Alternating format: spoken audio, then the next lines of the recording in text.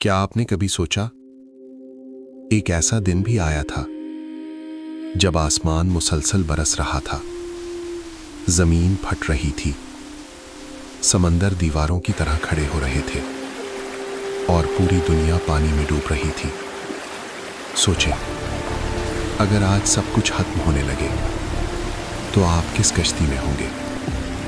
ये सिर्फ एक तूफान की कहानी नहीं, ये ईमान और इनकार के दरमियान आखिरी फैसला था।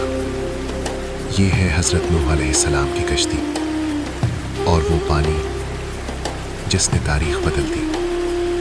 हज़रत नूह अलैहिस्सलाम का वाक़या इस्लामी तारीख के अजीम तरीन वाक़यात में से एक है। ये सिर्फ एक नबी की दावत की कहानी नहीं, बल्कि इंसानियत की बका की दास्तान है।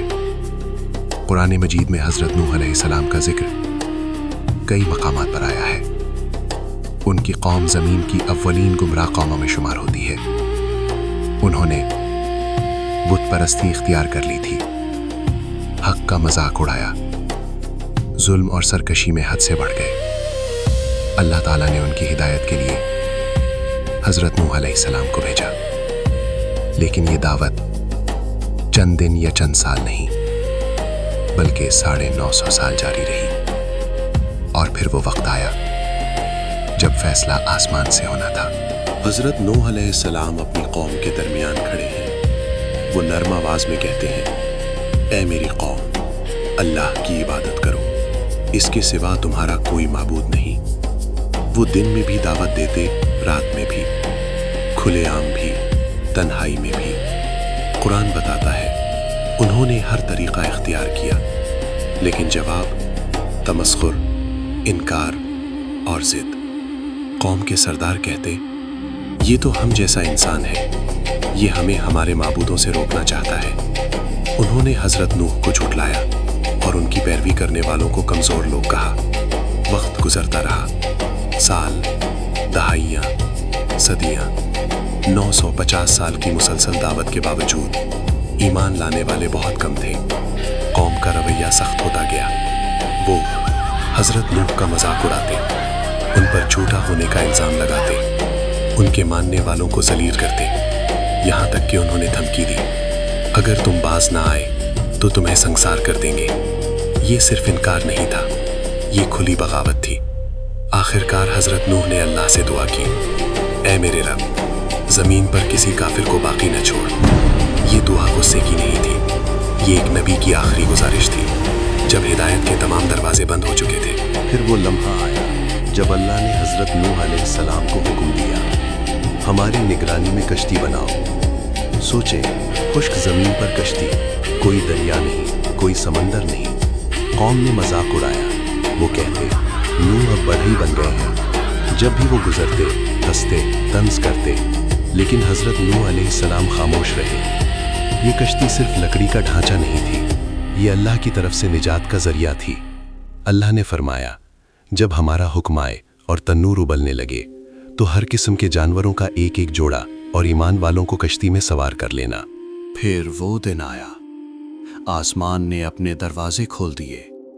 बारिश मुसलसल, बेरहम, जमीन फटने लगी, पानी नीचे से भी निकलने लगा। ये आम बारिश नहीं थी, ये फैसला था।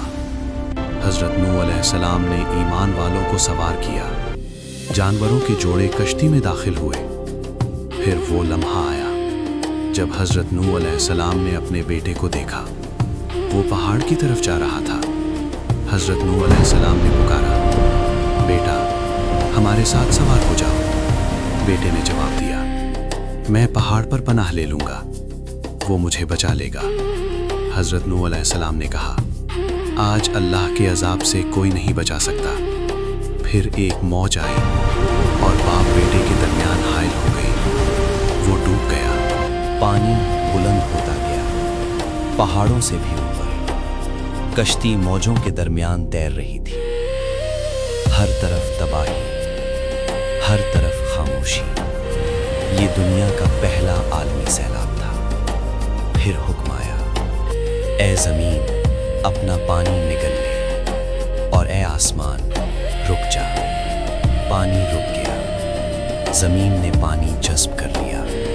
کشتی ٹھہر گئی، یہ ٹھہری جودی پہاڑ پر۔